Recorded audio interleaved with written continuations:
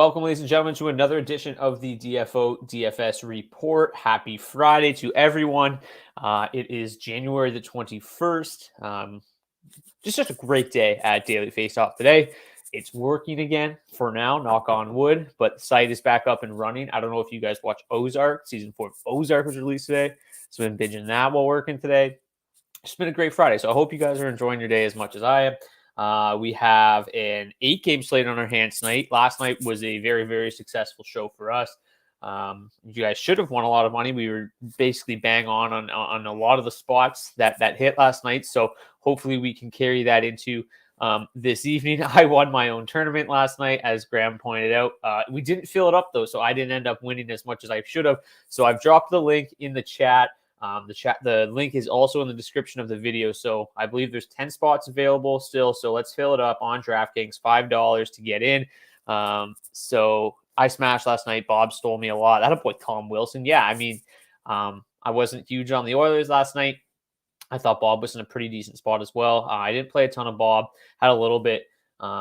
But yeah, he was obviously just ridiculous. And the Oilers looked good in the first 5 minutes, and then they just completely fell, or not for 5 minutes, but the first period, and then the wheels kind of fell off, as they tend to do in Edmonton. The city it is basically ready to ride at this point. But anyway, slate's back up. We got an 8-game slate. Let's go through the goalies tonight. Recently confirmed Jonas Korpisalo and Casey DeSmith will start in the Blue Jackets-Penguins game. We're expecting to see Frederik Andersen for the Carolina Hurricanes, and it will be Alexander Georgiev, and a bit of a surprise start for the New York Rangers. Unclear who starts for the Islanders. They never really tell us. They never really skate in the morning. So I have Ilya Sorokin projected to start. I would not be surprised if it's Varlamov. They tend to rotate games. Obviously, with the Coyotes in town, it is an opportunity where they could kind of go with their number 2 guy. But for now, I have Sorokin projected, but just keep an eye on that in warm-ups at 7 p.m. Eastern. Scott Wedgwood will be back between the pipes for the Coyotes tonight. Karl Vejmelka back in net tomorrow. The Red Wings most likely will go with Alex Nedeljkovic, but again, unconfirmed. 7 p.m. Eastern is when he will get confirmed. Braden Holtby starts for the Dallas Stars in the second half of a back-to-back. He also started yesterday, but it's kind of do or die for the Stars right now. They need some wins. They need to start stockpiling some wins. Jake Ottinger has not played all that well recently, so they'll go back to Holtby tonight. Marc-Andre Fleury starts for the Blackhawks. Capo Kakinen for the Wild. Spencer Martin gets not really a surprise start, but not somebody you normally expect to see on this sheet, but that's because both Thatcher Demko and Yaroslav Halak are in COVID-19 protocol, so Spencer Martin will make his season debut, and then I believe it's his Canucks debut as well. Expecting to see Spencer Knight in net for the Panthers, although unconfirmed. Joey Decord starts for the Seattle Kraken most likely against Ville Husso. So Husso is the first goalie off the ice, usually a good indicator of who starts, but the St. Louis Blues were non-committal about who's actually going to get the nod tonight. I'm assuming it's going to be Husso, though. John Gibson most likely still in the crease for the Ducks tonight against Andrei Vasilevsky, confirmed to start for the Tampa Bay Lightning. They will have 6 defensemen tonight, not going with the 4 D-men tonight. How's 219 says Jamie Robertson won me some coin. Thanks for the updates. Yeah, that was kind of what won me a lot of money last night as well. I think Jason Robertson ended up being 1% owned across the industry last night. So getting him in warmups was basically what I was saying on the show yesterday. If he's in, get him in because he's going to be low owned. And when he's in, he's successful. And that's exactly what happened. So good on you, House. Hope the rest of you guys did as well. All right. Implied totals tonight. Pittsburgh, Florida, Tampa Bay, Carolina, St. Louis, and the Islanders. Those are the teams that we're really looking to target tonight. The highest implied totals on the slate by a pretty considerable margin. In the middle of the pack, the middle tier, we've got Minnesota, Chicago, Dallas, Detroit, and then towards the bottom, Columbus, Vancouver, Seattle, the Rangers, the Ducks, and the Coyotes. In terms of the 5v5 scores on tonight's slate, Tampa Bay won. Grades out at the top. Still no Andre Palat, so Corey Perry will continue to skate on that top line, or at least is expected to, and it is a return to Anaheim for him. So a bit of a nice spot for Corey Perry to be playing on that top line. The second top line to target tonight is Dallas 1. You got Robertson, Hintz, Pavelski. Minnesota 1 also grades out very well. Columbus 1 continues to look pretty decent. And then you got Florida, Pittsburgh, Arizona 2, not Arizona 1. Then you got Florida 1, Dallas 2, and then our boys Arizona 1, followed by Seattle, Carolina 1, blah, blah, blah, blah, blah. Down the list we go. All right, I'm going to do what I did a couple of weeks ago, start with the power play so I don't have to keep coming back to it. I think it's a little bit, can't play Robertson when you live in Europe. Really? Why is that? I don't understand.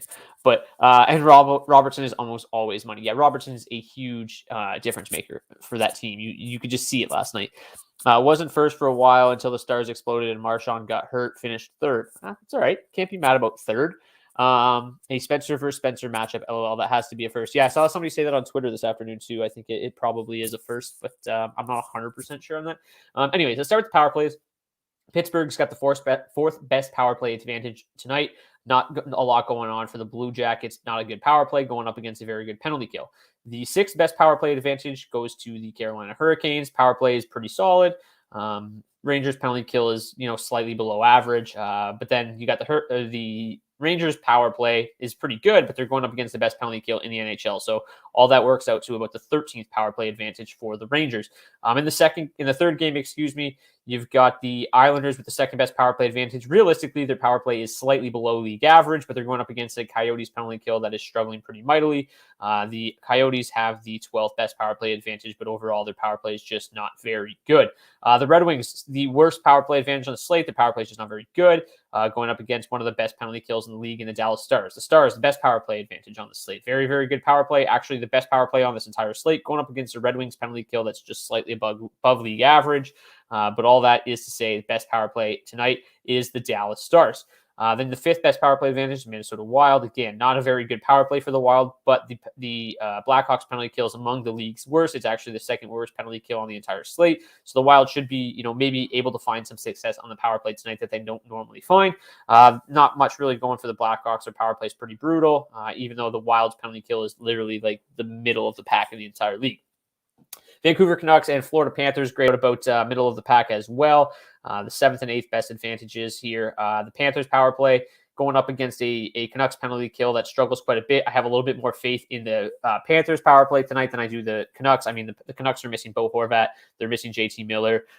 So I just really don't expect that power play to have too much success. Even, the Panthers penalty kills right around league average. So it's not great, but it's still, it's going to be a tough spot here for Vancouver tonight. The third best power play advantage is the St. Louis Blues. Very, very solid power play going up against a Kraken penalty kill. That's not very good. And then, the Kraken they're just the most boring team in hockey. Then the Lightning, the ninth best power play advantage on the slate. A little bit surprising there. The power play continues to get better, as I keep saying every time I talk about the Lightning. With Kucherov back, it's getting better. Pretty nice spot here against the Ducks penalty kill. That is not all that good. Because we're in bed when the Dallas game started, no idea he was going to play. Oh, that makes more sense. Okay. I thought you were there was restrictions on late swapping or something. I was very confused, but that makes more sense. All right. Let's start at the top here now. Columbus and Pittsburgh. So both teams' top lines are really the only ones that look like they're going to be worthwhile in this game. Pittsburgh, too, doesn't grade out very well, but I think it is still just we're going to get better numbers for what they're producing, because Malkin's been great since coming back. So they don't grade out very well, but I wouldn't completely fade Malkin. I'm not a huge fan of him playing with Heinen and Kapanen. Malkin obviously had a big night last night. 6,600 is still a pretty good price for Malkin as a one-off. Stacking them as a whole doesn't really interest me all that much, although their matchup is pretty good. But their matchup is still pretty secondary to what the top line has to offer tonight. The top line really, the Penguins as a whole kind of struggled last night against the Senators. Still won the game, but the top line didn't. They ended up having a really good night in for fantasy and DraftKings purposes. But overall, on the night, they were pretty much dominated, which was a bit surprising. So I do expect them to have a little bit more success tonight against the Blue Jackets. The Blue Jackets, again, another team that won last night, but for the most part of last night's game, the Blue Jackets were pretty much dominated by a pretty bad Philadelphia Flyers team. So now back to back going into Pittsburgh, I really expect them to struggle against the Penguins tonight. So really not going to find a tough matchup for the Penguins tonight. The Blue Jackets top line looks like they're in a half decent matchup. They could be in a potentially high event matchup here against this Crosby line. Both teams like to play pretty high event games, so this looks like a matchup, that they can kind of trade chances back and forth. But outside of these top two lines, the rest of the lines don't really offer a whole lot offensively, at least by the numbers. So I don't think I'm even going to play Columbus one. I have a little bit of interest because I don't think Casey DeSmith's all that good, but I think there's just a lot better, more reliable spots on tonight's slate. The one thing I will say is that, they are pretty reasonably priced. Obviously, Bjorkstrand at 4,700 is pretty interesting to maybe factor into your lineups.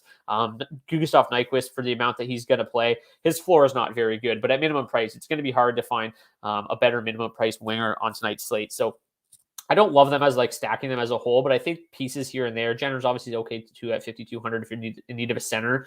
But Nyquist at 2,500 is a pretty nice punt option. Bjorkstrand at 4,700 is really too cheap. So I don't love full stacking them, but if you need to kind of round out your lineup, you could probably do worse than a couple of guys from this top line in Columbus. The Penguins top line, again, they grade out very, very well. They're about the sixth best line on tonight's slate.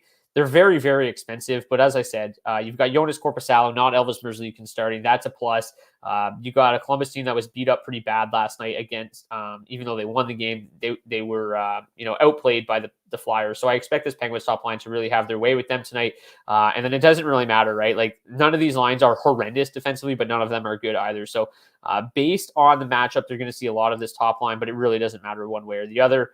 And then again, you could definitely still, if you're looking for some lower owned options than Pittsburgh one on this team, Malkin 6,600 will probably be a little bit lower owned. Carter and Rodriguez will definitely be lower owned.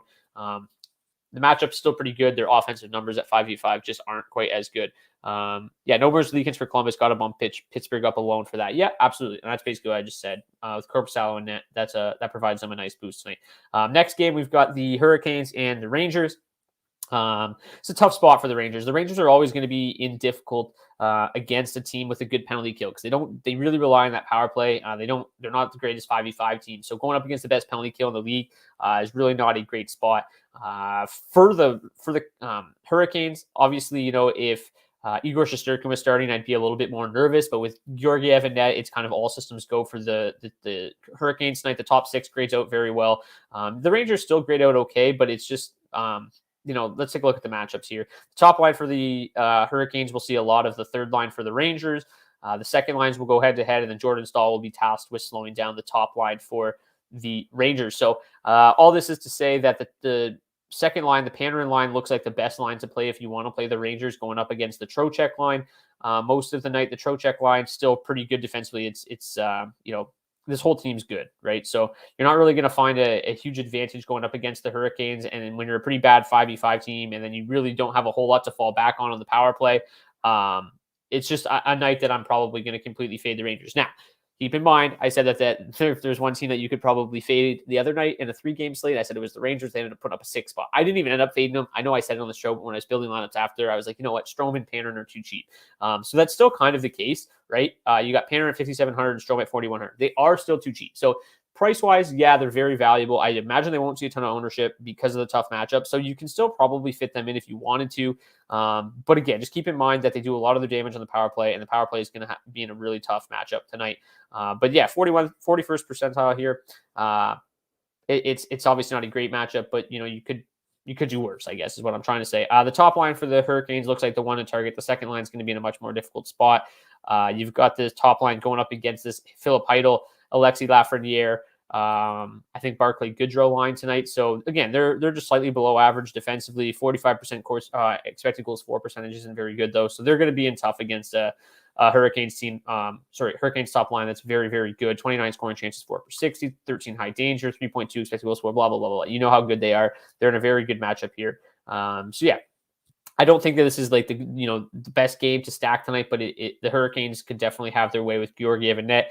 In the top line, very nice matchup, very good 5v5 numbers, and they're pretty reasonably priced, especially with Jarvis on that top line at 3,800. So I like Hurricanes one tonight. If you want to sprinkle in some New York too, that's fine. But overall, I don't have a whole lot of interest. There's one thing I will say though about the Rangers. They do look like a pretty good spot to go for defensemen tonight. You got Trouba still grading out as one of the best value defensemen on the slate at 4,500, but Adam Fox coming off a ridiculous game is only 5,600. So I like punting, not punting, but one-offing the defenseman here with Trouba or Fox, whichever one I can fit. But overall, stacking the Rangers is not something I'm really doing tonight. Is putting both DK and FD prices an option on the sheets. It is probably something I'll try to do eventually. It'll be two separate sheets, like a DraftKings sheet and a FanDuel sheet. but I just don't really have that available to me right now. It's just too time consuming. I barely get these sheets out sometimes as it is. It's something I'm going to try to do, but right now it is a little bit difficult, but it is something I'm working on, David. So I'll let you know if that ever is, something that's for sure going to happen. It is something I'm working on. All right. Arizona 2-1, still grade out very, very well. The Islanders top line grades out the best for them in this third game. The Arizona top six realistically doesn't have that good of a matchup tonight. With Sorokin, here's the thing. If Sorokin starts, Sorokin is a great option. Sorokin is an absolutely fabulous netminder, and at that point, I will probably get off the Coyotes for one night if Sorokin starts. If Varlamov starts, he doesn't scare me at all. So that's something to keep in mind. And to me, I'm probably just going to stay away from the Coyotes because it's going to be too much of a scramble to try to build lineups or fix lineups at 7 o'clock. With the Coyotes in it if Sorokin ends up getting the start. So I'm probably going to stay away tonight, although I do love these guys that they're on an absolute heater right now.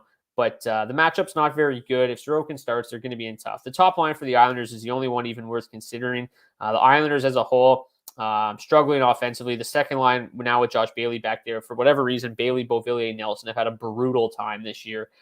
So I'm not going to play them. The third line with Wahlstrom, Bellows, and Pajot look, I guess they're a pretty reasonable option if you're looking to save some price, some salary, 11,100 to full stack. But overall, their upside's probably relatively limited. They don't play a ton as a third line.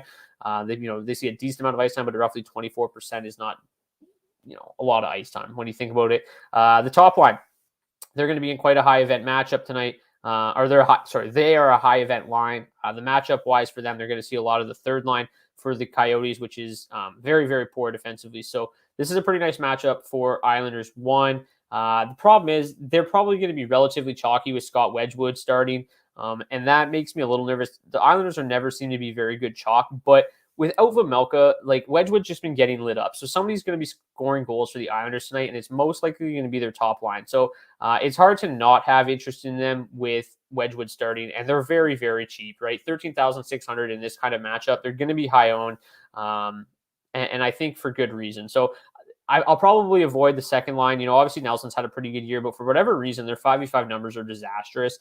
So I'll probably play a little bit of Islanders 3, and then Islanders top line looks like the one start. As for the Coyotes, these numbers are still just so good. But again, the matchup's not very good. It's okay. The top line is going to see the Nelson and the Cizikas line. So the Nelson line, again, it struggled. The Cizikas line is very good. So whenever they're out there against Nelson, they have the chance to get plenty of opportunities on net. I'm just a little nervous Sorokin gets the nod and kind of screws us here if we do play the Coyotes. So I'm a little bit more hesitant to play them tonight than I normally am. But just keep in mind that they are red hot, and you're still going to get next to no ownership on the Coyotes, especially if Ilya Sorokin gets a nod. Fourth game of the night, you've got my Detroit Red Wings hosting the Dallas Stars. I love the Stars here. The Red Wings have obviously been really good on home ice this season, at least just much better than they are on the road. Top line just continues to fire on all cylinders for the Stars. And the second line, I've been talking about them. They just keep getting better. They were absolutely dominant last night. I'd expect them to come into Detroit and probably do the same thing tonight. Matchup-wise, the top line has the better matchup. The second line, still a very, very good matchup, though. For Detroit, the only, they do have two lines kind of worth considering now because they broke up Raymond, Bertuzzi, and Larkin, but I just don't have a whole lot of interest here. But let's take a look at what's going to work out here. So obviously Detroit won in a tougher matchup, going head-to-head for the most part with the Hintz line. The Hintz line's outstanding, so that kind of takes Larkin's line out of the mix. Without Bertuzzi, the Larkin-Raymond duo has struggled defensively, so that makes Dallas 1 a really, really appealing option tonight. The Dallas second line, the Seguin, Ben Gurionov line, they're going to go up against the middle six of the Red Wings almost all night. The middle six of the Red Wings is, not terrible defensively, but definitely below average. The second line's actually improved quite a bit defensively since adding Tyler Bertuzzi to the mix. So this matchup's not as good as it would have been probably 2 weeks ago with Larkin, Bertuzzi, Raymond together, but it's still an advantageous matchup for a Dallas 2 line that is, playing extremely well. As I mentioned yesterday, they they dominated that game. So there's a real opportunity here for them to have a nice night. Their ownership is going to be significantly lower than Dallas 1, and they come in $7,200 cheaper. So Dallas 2 is probably my favorite line on the entire slate tonight. Definitely my favorite like middle value line, and it's not really particularly close. So love Dallas 2 tonight. Detroit, I could probably, I want to try to get behind the second line a little bit. As I mentioned, they're going to be going up almost primarily against that Gurianov line or that Seguin line. So if that Seguin line ends up playing as well as they did last night, then this second line for the Red Wings is in for a long night. So I'm probably going to stay away from the Red Wings tonight. I don't think it's the worst matchup, but I think that the Stars top 6 is running so hot right now that they probably come in and cave the Red Wings scoring lines in at 5v5, making it pretty difficult for the Red Wings to have success. So I'm all in on the Stars tonight. I'm probably going to completely fade the Red Wings, which I'm sure many of you already have planned. In the third game here, we've got the Blackhawks and the Wild. Pretty easy game to break down from matchup perspective. The top line, which is the Dylan Strome, Patrick Kane, Brandon Hagel line, will go head-to-head with the middle six of the Wild. The second line, the Jonathan Toews line, will see a good amount against the Joel Eriksson Ek line. And then the Kirby Dach line will go head-to-head with the Ryan Hartman, Kirill Kaprizov line.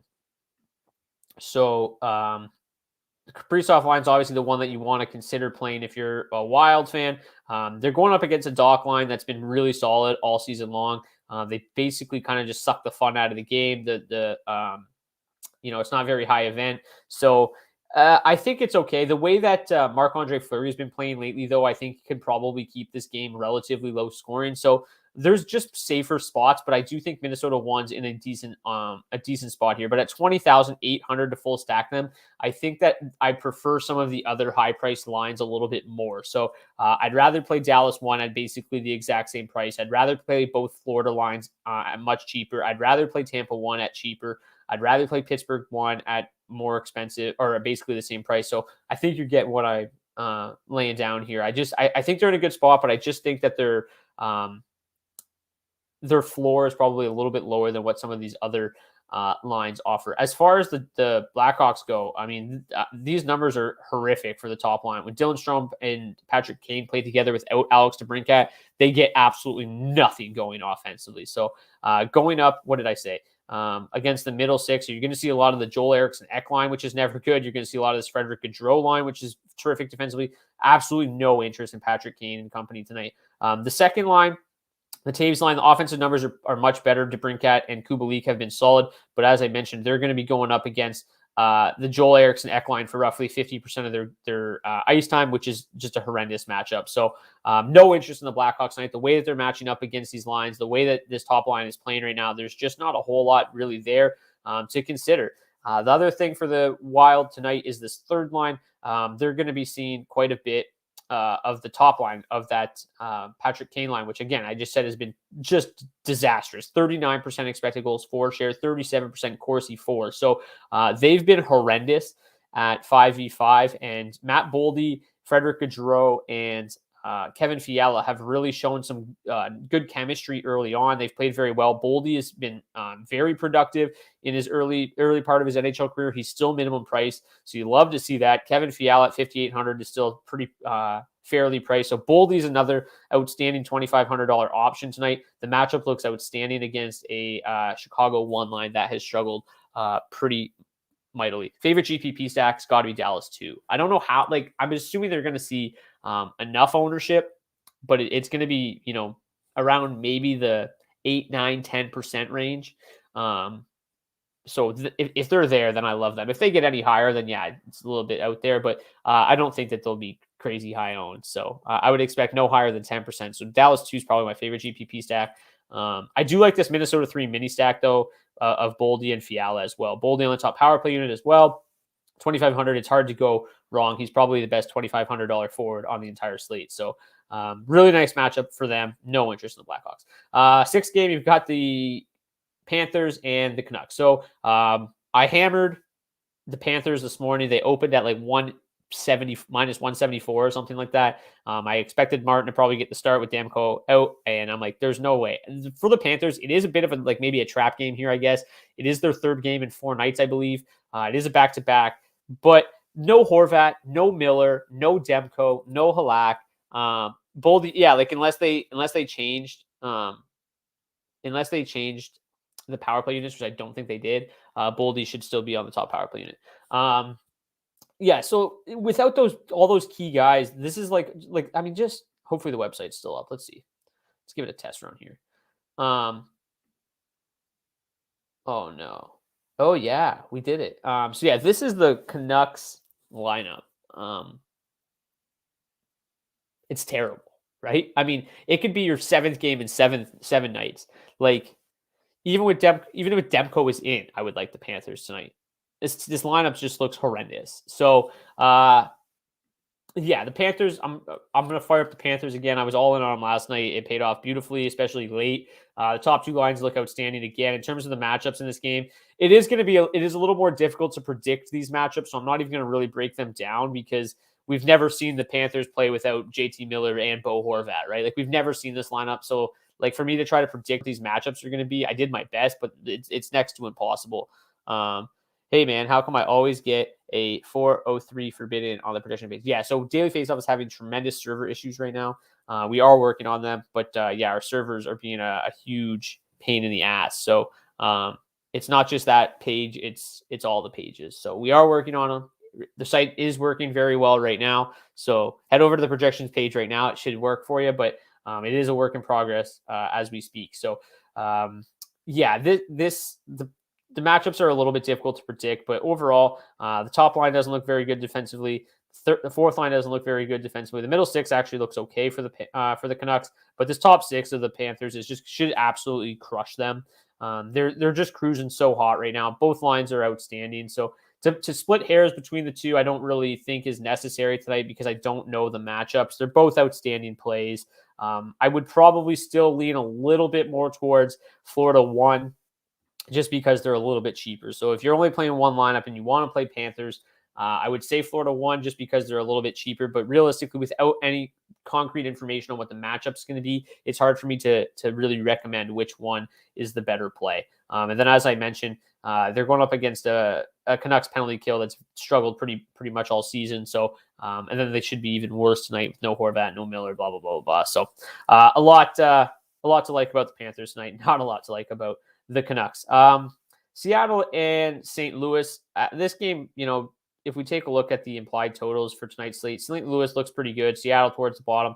I am a little nervous about St. Louis, not because I think they're obviously still going to win this game, but I think that this just has the look of a pretty low event, boring game. And the 5v5 numbers kind of, ring that true here. There's really not a whole lot going on for either team. In terms of the matchups, both teams pretty much like St. Louis Blues, really not very good matchups across the board because the Kraken are actually a pretty good defensive hockey club.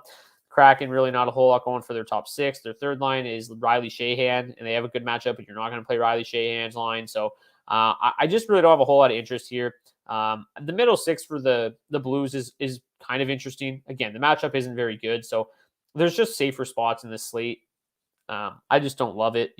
With Joey Decord getting the start for Seattle, it's hard to not have interest, right? Like they're probably going to win this game pretty handily. They're probably going to score 4 goals, but to pick which guys are going to do it, like it could be one from each line, right? Like that's just kind of how the Blues play. I have no interest really in that top line with Shannon O'Reilly, Perron. The offensive numbers just aren't all that great. Actually, they're terrible. Defensively, they're still very good. They just play a low event game. The middle 6 here, obviously, Barbashev has run hot all season. You got the all Russian line here with Buchnevich, Barbashev, Tarasenko.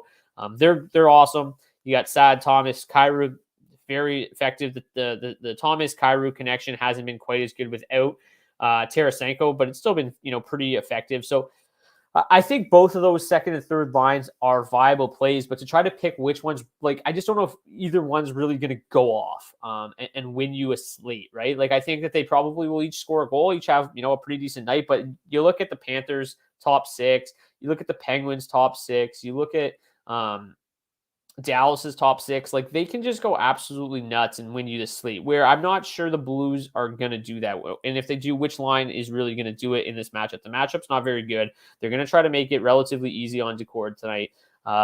So I can get behind St. Louis 2 or St. Louis 3 to a certain degree, but they certainly wouldn't be among my top, 7 or 8 stacks of the night. In a 20 max tourney, do you need some chalk lines to make profit? Yeah, it all depends, right? Like the other night, like you could have played 20 lines of Colorado 1 and probably lost all your money, and they were 50% owned. Yeah, I think that you probably to a certain degree need some chalk, and you need some contrarian lineups, but it all depends. Every night's completely different. Some night all the chalk hits, some night all the chalk busts, sometimes half it hits, half it it's just every night is completely different. Favorite cash play of the night, Adam Fox at 5,600 is hard to ignore. In terms of forwards, Carter Verhaeghe probably 4,500 is just way too cheap. Brian Rust would be up there as well. I can't see Brian. Oh, it's highlighted. 5,900 Brian Rust, 4,500 Connor Verhaeghe, 4,900 Tyler Seguin, even Gurianov at 3,800, and then Jason Robertson at 6,700. Those would be among my favorite cash plays of the night. So yeah, not really a whole lot of interest in this Seattle St. Louis game, but that middle six is fine. Okay, I love Tampa 1 tonight. It's impossible not to. Kucherov's been ridiculous. You see McDavid, you see Draisaitl, you see McKinnon, see all these guys priced up in the high $8,000 to $9,000 range. Ovechkin. Kucherov doesn't get the same respect from DraftKings for whatever reason. Just still 8,200. I'm going to continue to ride that with Perry on that line.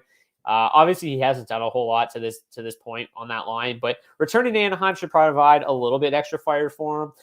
Points still too cheap at $7,000. So I love Tampa 1 tonight without a doubt. Tampa 2 doesn't get a whole lot going. And then the way that this lineup's currently constructed for the Ducks in this matchup, there's just no interest there, right? Vasilevsky starting, this matchup is horrendous. Look at these matchup scores. How am I supposed to recommend playing any of these guys? You look at the Lightning, and they're just loaded defensively. So, it's already a Ducks team that struggles offensively for the most part, especially with Milano, Terry out of the lineup. So, I'm not going to play any Ducks. There's enough games on the slate where I can get different elsewhere. I don't need to try to get contrarian with the Ducks tonight. So no Ducks for me. Really no second, third, or fourth line for the Lightning either, right? I like Stamkos. I can include Stamkos in a Tampa 1 stack, but I'm not going to stack the second line. They just don't do anything at 5v5 really. They're a very, very effective real life hockey line, right? They're outstanding defensively. They still have a right around 51% Corsi for, 50% expected goals for share. So they're an effective 5v5 line. They don't give up a lot of goals, but they don't really provide a lot of offense. So Stamkos as a one-off or included in a top line stack is fine, but to stack them as a whole, I will not do. Tampa 1's outstanding, 38 scoring chances, 14 high danger. Doesn't really matter who they're going to go up against, but they are going to see a lot of this second line, which is now the Lindstrom line. They move Zegras to the wing, which now moves Lindstrom up to the second line. They're going head-to-head almost exclusively with Tampa 1. So I mentioned the other day, Lindstrom, Grant, and Silfverberg is the line they use to match up against the other team's top lines. More often than not, they get absolutely crushed. McKinnon's line actually struggled against them the other night, which was bizarre. But then we saw Colorado not look very good in LA last night either, where Tampa is on the exact same road trip, and they have not been slowed down by anybody. So I do not expect Derek Grant, Isaac Lindstrom, and Jakob Silfverberg to have any sort of success against Tampa 1 tonight. So fire up Tampa 1. If you want to include Stamkos, go for it. They have the 9th best power play advantage on the slate, but again, the Ducks penalty kill is not all that good. So I love Tampa 1 tonight. Again, if we go back to the top here, Tampa 1's outstanding, Dallas 1's outstanding, Dallas 2's outstanding. Both Florida lines I love. Pittsburgh 1 looks really good.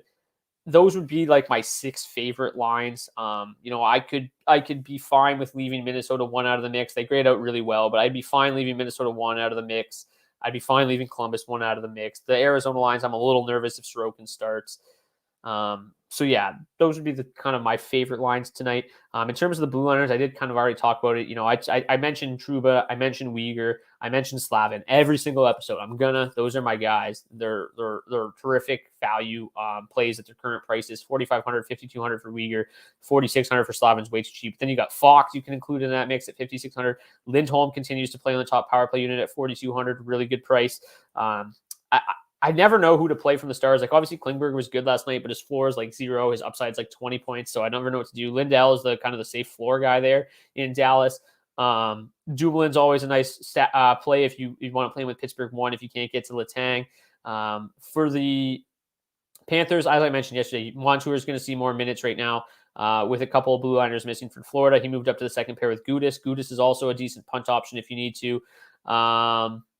Pullman at 2,500. Peak's probably my favorite $2,500 defenseman tonight. He's on the top pair with Rowinski. I think he blocked 6 shots last night.